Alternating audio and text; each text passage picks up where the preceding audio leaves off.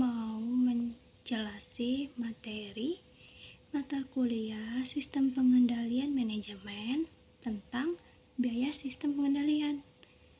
Jadi, ikut-ikut terus ya.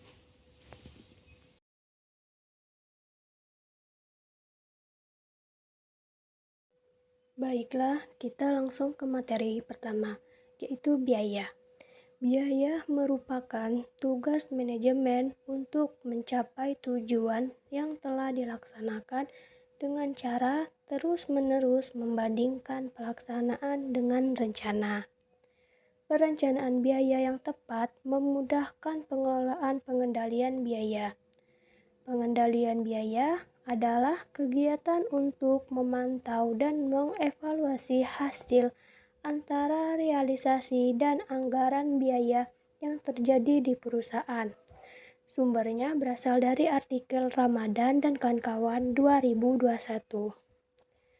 Salah satu tujuan biaya yang paling penting adalah untuk keuntungan atau optimasi keuntungan. Untuk mencapai keuntungan yang maksimal dalam persaingan yang ketat antar unit bisnis, suatu perusahaan harus mampu memproduksi baik barang maupun jasa dengan harga yang lebih rendah atau harga yang sama dengan pesaingnya. Sumbernya berasal dari artikel Cynthia dan kawan-kawan 2019. Setelah tadi materi tentang pengertian biayanya, kita lanjut ke materi selanjutnya yang mengenai fungsi biaya. Keberadaan biaya sangat penting dalam proses manufaktur dan sebagainya. Oleh karena itu, ada beberapa fungsi biaya. Yang pertama, memastikan kelancaran operasional kegiatan operasional. 2. Sebagai dasar perhitungan harga pokok penjualan atau HPP. Yang ketiga, benchmark untuk menentukan tingkat pengembalian. Yang ketiga, pedoman perencanaan edisi berikutnya. Sumbernya berasal dari website www.ocbnisp.com. Materi selanjutnya, jenis-jenis biaya. Di dalam jenis-jenis biaya ini terdapat 3 jenis biaya berdasarkan kegiatannya masing-masing. Yang pertama, jenis biaya berdasarkan kegiatan operasional. Di dalam jenis biaya kegiatan operasional ini terdapat 2 macam biaya. Yang pertama, job costing. Job costing adalah biaya yang dapat ditagihkan langsung ke unit biaya atau produk. Jika ada yang tidak dibiayai atau tidak ada biaya langsung.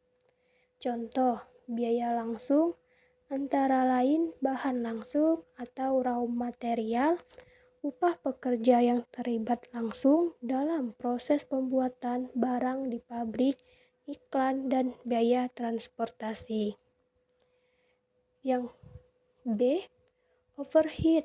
Overhead adalah biaya yang sulit dipahami secara langsung yang berkaitan dengan unit produksi dan dapat diidentifikasi sebagai objek biaya. Biaya ini termasuk periklanan dan pemasaran, penyusunan produk, investasi perusahaan, akuntansi, dan penggajian.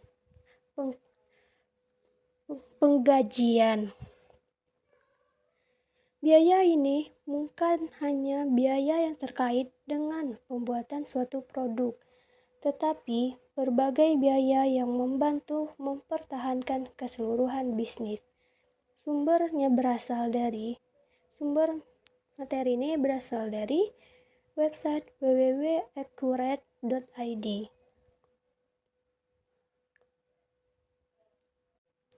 Selanjutnya, jenis biaya berdasarkan intensitas. Jenis biaya berdasarkan intensitas ini dibagi di dalam 3 kelompok. Yang pertama, biaya tetap. Biaya tetap adalah biaya yang bervariasi dalam aktivitas lingkup terkait dengan aktivitas perusahaan. Tujuan dari biaya tetap ini adalah untuk memperkirakan aktivitas yang terkait dengan kapasitas normal perusahaan. 2. Biaya variabel. Biaya variabel adalah biaya yang tidak sebanding dengan perubahan aktivitas. Aktivitas yang berupa volume produksi, penjualan, total jarak tempuh, jam operasional, dan lain-lain. Yang ketiga, biaya semi variabel. Biaya semi variabel adalah biaya yang dikeluarkan antara biaya variabel dan biaya tetap. Ketika perubahan meningkat, kenaikan atau penurunan biaya aktivitas menjadi tidak seimbang. Sumber materi ini berasal dari website www.akurat.id. Selanjutnya, jenis biaya berdasarkan potensi. Jenis biaya berdasarkan potensi ini dibagi ke dalam dua kelompok. Yang pertama, opportunity cost adalah biaya yang dapat meningkatkan keuntungan melalui investasi, tetapi masih bisa mahal. Misalnya, Andi membeli fasilitas produksi baru saat membeli real estate. Jika aset itu dijual, tentu saja itu layak untuk diinvestasi di masa depan. Yang kedua, biaya hangus atau sunk cost, yakni biaya pengeluaran yang tidak bisa dikembalikan sebagai akibat dari risiko pengalokasian tersebut. Misalnya, Andini menginvestasikan modal dalam suatu usaha dan hasilnya rugi sebab bisnis tersebut bangkrut, maka uang Andini akan hilang. Sumber materi berasal dari website akurat.id. Setelah selesai kita membahas mengenai materi biaya, kita lanjut ke materi selanjutnya, yaitu mengenai sistem pengendalian manajemen. Sistem manajemen adalah konsep terpadu metode akuntansi manajemen untuk mengumpulkan dan melaporkan data dan menilai kinerja perusahaan. Sistem pengendalian manajemen berusaha mengarahkan berbagai upaya semua subunit organisasi untuk mencapai tujuan organisasi dan para manajernya. Dasar dari satu atau lebih pengendalian adalah proses perencanaan. Hasil dari rencana tersebut adalah misi, tujuan, atau anggaran operasional dengan sistem pengendalian secara keseluruhan. Sistem pengendalian manajemen yang baik harus dapat mendukung proses pengambilan keputusan dan memotivasi setiap orang dalam organisasi untuk menerapkan konsep holistik yang telah ditetapkan. Sistem pengendalian manajemen memprediksi anggaran untuk menilai penjualan dan tingkat biaya, kinerja, dan motivasi karyawan di setiap tingkat aktivitas. Selain itu, pengendalian adalah bagian dari kegiatan yang berkaitan dengan penyediaan informasi keuangan dan non-keuangan kepada manajer untuk memastikan kinerja organisasi yang efisien dan efektif. Selain itu, controlling mengidentifikasi, mengukur, menganalisis, dan mengumpulkan informasi. Controlling yang digunakan untuk merencanakan, mengevaluasi, dan mengendalikan sumber daya perusahaan untuk mencapai tujuan perusahaan. Oleh karena itu, akuntansi manajemen merupakan sistem pendukung keputusan yang berguna bagi manajer di semua tingkat dan dapat dilihat sebagai proses perbaikan berkelanjutan yang menambah nilai bagi perusahaan. Sumber materi berasal dari artikel Eko 2018. Setelah menjelaskan definisi sistem pengendalian manajemen, kita lanjut ke materi selanjutnya mengenai tujuan sistem pengendalian manajemen. Apa sih tujuan dari sistem pengendalian manajemen ini? Tujuannya yaitu untuk mengkoordinasikan tujuan-tujuan lain yang ada di dalam manajemen tersebut. Sistem yang harus dirancang agar tindakan setiap anggota perusahaan untuk mencapai kepentingan sendiri sejalan dengan kepentingan perusahaan. Sejalan dengan keyakinan bahwa kinerja merupakan ekspresi dari hasil kerja staf pada semua tingkatan dalam organisasi. Selain itu, tujuan manajemen bisnis memotivasi manajemen lain untuk mengeluarkan upaya tingkat tinggi untuk mencapai tujuan manajemen puncak dan memberi manajer insentif yang tepat untuk membuat keputusan yang sejalan dengan tujuan manajemen puncak. Dan manajer akan dihargai karena menerima kredit yang adil untuk upaya ditetapkan oleh keterampilan dalam efektivitas keputusan. Sumber materi berasal dari artikel Kostari 2022. Selanjutnya, mengenai karakteristik sistem pengendalian manajemen. Secara khusus, pengendalian manajemen memiliki 11 karakteristik. Yang pertama, berfokus pada pusat program dan tanggung jawab.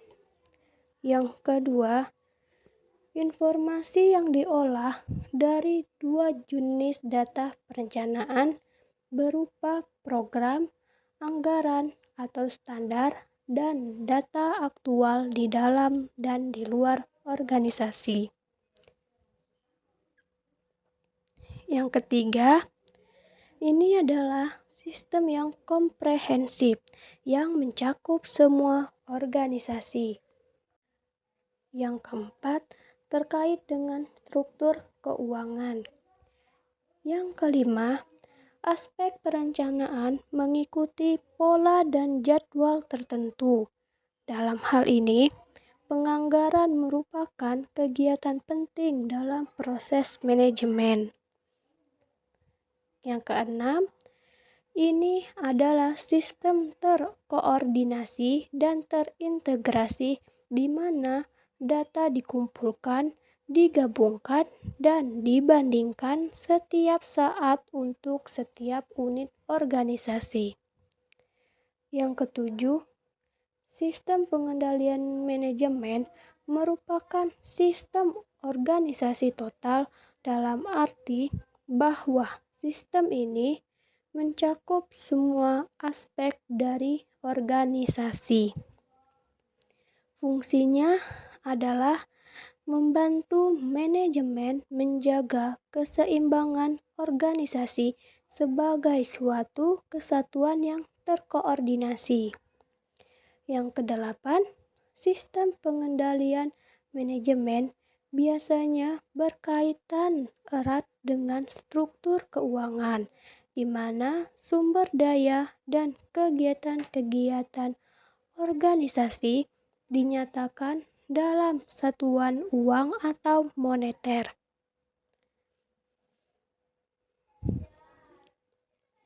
Yang kesembilan, aspek-aspek perencanaan dari sistem pengendalian manajemen cenderung mengikuti pola dan jadwal tertentu.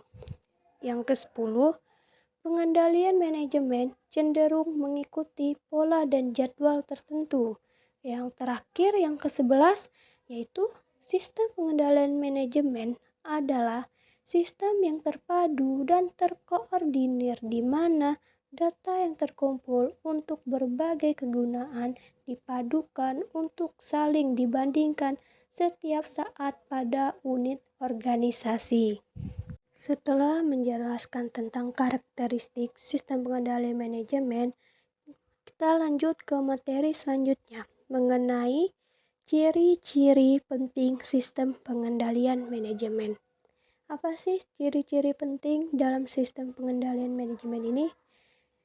Yang pertama, sistem pengendalian manajemen adalah organisasi yang mencakup pengendalian atas semua sumber daya, orang, alat, teknologi yang digunakan, dan hasil yang dicapai oleh organisasi sehingga proses pencapaian tujuan organisasi dapat dilakukan dengan lancar. Yang kedua, pengelolaan usaha menyimpang dari strategi dan metode evaluasi yang terintegrasi dan menyeluruh serta kurang aman karena sifat perhitungan dalam menilai sesuatu. Yang ketiga, kontrol manajemen lebih berpusat pada manusia karena terfokus pada membantu manajer mencapai strategi organisasi daripada meningkatkan detail catatan. Selanjutnya, materi mengenai unsur-unsur sistem pengendalian. Menurut Sumarsan 2019 halaman 9, sistem pengendalian manajemen yang andal harus memenuhi faktor-faktor berikut ini. 1. Keahlian pegawai atau employee sesuai dengan tanggung jawabnya. Yang kedua, pemisahan tugas. Yang ketiga, sebuah sistem yang memberikan wewenang, tujuan, dan teknik untuk mengelola aset, kewajiban, pendapatan, dan pengeluaran, serta pengawasan yang tepat. Yang keempat, pengelolaan properti dan penggunaan dokumen dan formulir penting. Yang kelima, memeriksa secara fisik aset menggunakan catatan aset dan kewajiban atau yang benar-benar ada, dan mengambil tindakan korektif jika ditemukan ketidaksesuaian. Selanjutnya, materi tentang elemen-elemen penting sistem pengendalian manajemen. Sistem kontrol memiliki beberapa elemen yang memungkinkan kontrol berfungsi dengan baik. Elemen-elemen tersebut adalah yang pertama, sensor atau detektor yang merupakan alat untuk mendeteksi apa yang terjadi dalam suatu proses. Yang kedua, evaluator, alat untuk menentukan akurasi. Ukuran biasanya dihasilkan dari perbandingan realitas dan kriteria yang ditetapkan. Yang ketiga, efektor, alat yang digunakan untuk mengubah apa yang diterima dari evaluator. Yang keempat, perangkat yang mengirimkan informasi antara jaringan komunikasi, detektor, dan evaluator, dan antara evaluator dan efektor. Sumber materi berasal dari Halim et al. 2009 halaman 5. Selanjutnya, materi mengenai struktur sistem pengendalian manajemen. Struktur ini merupakan bagian dari sistem pengendalian manajemen yang berfokus pada berbagai jenis pusat pertanggungjawaban. Pusat pertanggungjawaban adalah unit organisasi yang dipimpin oleh manajer yang bertanggung jawab. Semua pusat pertanggungjawaban memiliki pintu masuk dan pintu keluar. Pada dasarnya, menurut artikel Sumarsan 2013, ada 4 jenis pusat pertanggungjawaban. Yang pertama, pusat biaya. Yang kedua, pusat pendapatan. Yang ketiga, pusat laba. Dan yang keempat, pusat investasi atau investment center. Materi berikutnya mengenai manfaat sistem pengendalian manajemen. Sistem manajemen ini memiliki beberapa manfaat bagi organisasi. Apa saja sih manfaat di dalam organisasi? Yang pertama, dapat menentukan sejauh mana program diimplementasikan oleh organisasi. Sistem pengendalian manajemen juga dapat memeriksa apakah sudah sesuai dengan standar dan rencana kerja yang telah ditetapkan. Yang kedua, dapat menentukan apakah terdapat berbagai penyimpangan yang terjadi dalam proses pengolahan kegiatan. Yang ketiga, dapat mengidentifikasi bagaimana memenuhi waktu dan sumber daya yang tersedia dan bagaimana organisasi dapat menggunakannya dengan benar. Yang keempat, dapat mengidentifikasi berbagai faktor yang menyebabkan fluktuasi aktivitas. Yang kelima, hal ini dapat memberikan ruang bagi supervisor perusahaan untuk melihat kembali pekerjaan mereka. Yang keenam, dapatkan informasi dan perspektif berbeda dari orang lain tentang aktivitas. Perusahaan dapat mendukung semua anggota perusahaan, baik secara pribadi maupun untuk pekerjaan yang dilakukan. Yang ketujuh, sehingga setiap orang bereaksi positif dan reaktif. Yang kedelapan, pastikan bahwa kualitas pekerjaan yang dilakukan memenuhi standar yang ditetapkan. Yang kesembilan, dan untuk memastikan bahwa anggota perusahaan tidak mengalami kesulitan atau masalah sehubungan dengan kewajiban pribadi dan bisnis. Materi selanjutnya mengenai proses sistem pengendalian manajemen. Langkah-langkah dalam proses sistem pengendalian manajemen adalah sebagai berikut. 1. Perencanaan strategis atau pemrograman. 2. Penganggaran atau budgeting. Yang ketiga, implementasi dan pengukuran. Yang keempat, analisis dan pelaporan kinerja. Selanjutnya, mengenai faktor-faktor yang mempengaruhi sistem pengendalian manajemen. Faktor-faktor apa saja yang mempengaruhi sistem pengendalian manajemen ini? Yang pertama, ukuran serta penyebaran enterprise. Faktor ini mempengaruhi sistem pengendalian manajemen dalam ukuran serta penyebaran enterprise, di mana seperti yang diketahui bahwa pasti terdapat pada proses penyebaran atau perusahaan yang lebih besar dengan perusahaan yang relatif kecil. Yang kedua, struktur organisasi, delegasi, serta desentralisasi.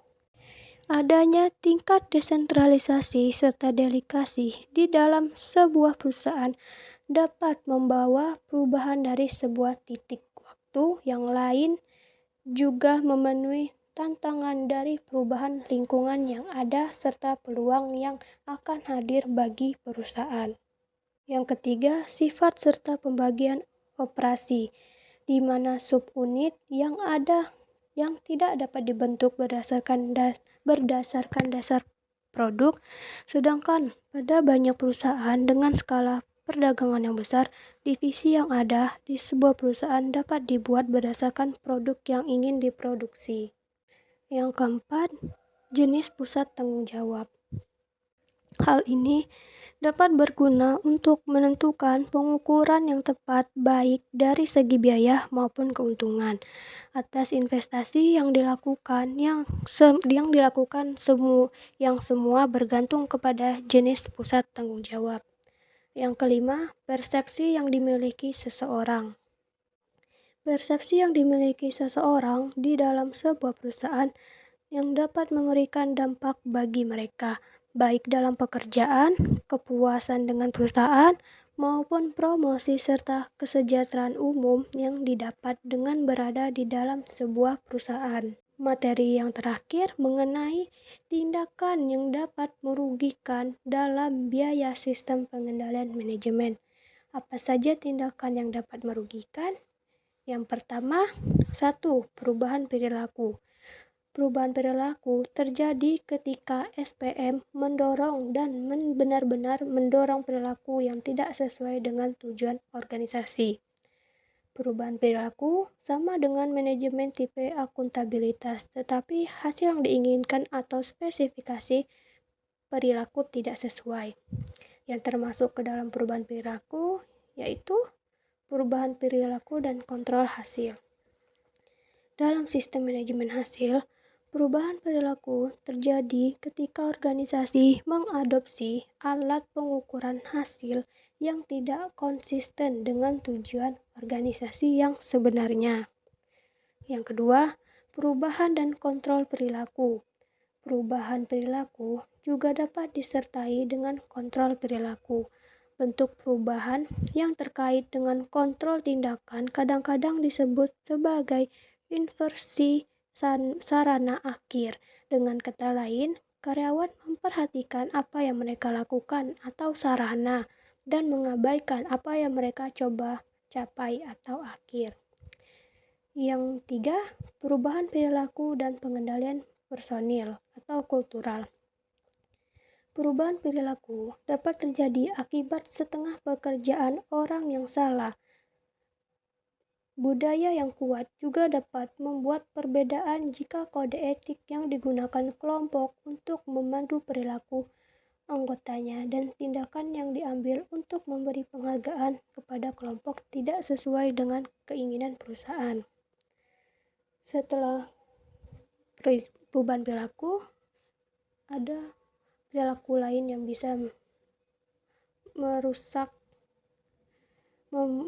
atau merugi perusahaan, yaitu gamesmanship. Gamesmanship digunakan untuk menunjukkan tindakan yang diambil oleh karyawan untuk meningkatkan indikator kinerja tanpa memberikan dampak keuangan yang positif bagi perusahaan. Bentuk utama seni permainan ini adalah 1. Menciptakan sumber daya yang slack. Slack melibatkan konsumsi sumber daya perusahaan oleh lebih banyak karyawan daripada yang diperlukan. 2. Manipulasi data. Indikator kontrol dirusak selama manipulasi data. Manipulasi data terdiri dari dua bentuk dasar, pemalsuan dan kurasi data. Merusak memungkinkan termasuk melaporkan data palsu dalam arti bahwa itu mungkin dirusak. Kurasi data mencakup beberapa tindakan yang dilakukan untuk mengubah hasil laporan, seperti memberikan volume penjualan, laba yang dilaporkan, atau rasio utang atau kepemilikan, dan manfaat ekonomi tidak terwujud bagi perusahaan, bahkan terkadang menimbulkan kerugian. Perilaku yang ketiga yaitu perilaku negatif. Penyebab perilaku negatif sangat kompleks. Perilaku ini dapat disebabkan oleh banyak faktor, antara lain kondisi ekonomi, struktur organisasi, dan proses manajemen, baik secara individu maupun kombinasi dari faktor-faktor tersebut. Selain itu, berbagai jenis karyawan dipengaruhi secara berbeda-beda oleh faktor-faktor ini. Perilaku negatif terbagi ke dalam dua bentuk, yaitu 1. Perilaku negatif yang disebabkan oleh pengendalian hasil. Mengontrol hasil dapat menyebabkan perilaku negatif. Salah satu penyebab perilaku negatif adalah kurangnya komitmen karyawan terhadap tujuan kinerja yang ditetapkan dalam sistem manajemen hasil. Sebagian besar karyawan tidak berusaha mencapai tujuan yang menurut mereka terlalu sulit, tidak berarti di luar kendali, sembrono, atau ceroboh. Yang kedua, perilaku negatif yang timbul dari pengendalian tindakan. Kebanyakan orang, terutama profesional, memiliki reaksi negatif terhadap pengguna kontrol tindakan. Tinjauan pratindakan dapat membuat frustasi jika karyawan yang diulas menganggap ulasan tersebut memiliki tujuan yang berguna. Manajemen perilaku juga dapat menyinggung karyawan kelas bawah. Sumber ini berasal dari buku Salemba 4 2014. Maka kesimpulan dari materi ini yaitu biaya merupakan tugas manajemen untuk mencapai tujuan yang telah dilaksanakan dengan cara terus-menerus membandingkan pelaksanaan dengan rencana. Manajemen biaya adalah kegiatan untuk memantau dan mengevaluasi hasil antara realisasi dan anggaran biaya yang terjadi perusahaan untuk mencapai keuntungan yang maksimal dalam persaingan yang ketat antar unit bisnis. Suatu perusahaan harus mampu memproduksi barang maupun jasa dengan harga yang lebih rendah atau harga yang sama dengan pesaingnya. Sedangkan sistem manajemen adalah konsep terpadu metode akuntansi manajemen untuk mengumpulkan dan melaporkan data dan menilai kinerja perusahaan. Hasil dari rencana tersebut berupa misi, tujuan, anggaran, operasional dengan sistem pengendalian secara keseluruhan. Sistem pengendalian manajemen yang baik harus dapat mendukung proses pengambilan keputusan dan memotivasi setiap orang dalam organisasi untuk menerapkan konsep holistik yang telah ditetapkan. Selain itu, pengendalian adalah bagian dari yang berkaitan dengan penyediaan informasi keuangan dan non-keuangan kepada manajer untuk memastikan kinerja organisasi yang efisien dan efektif. Dalam biaya sistem pengendalian, terdapat juga efek samping yang berupa tindakan sangat merugikan bagi perusahaan, seperti perubahan perilaku, gamesmanship, penundaan pekerjaan, dan perilaku negatif.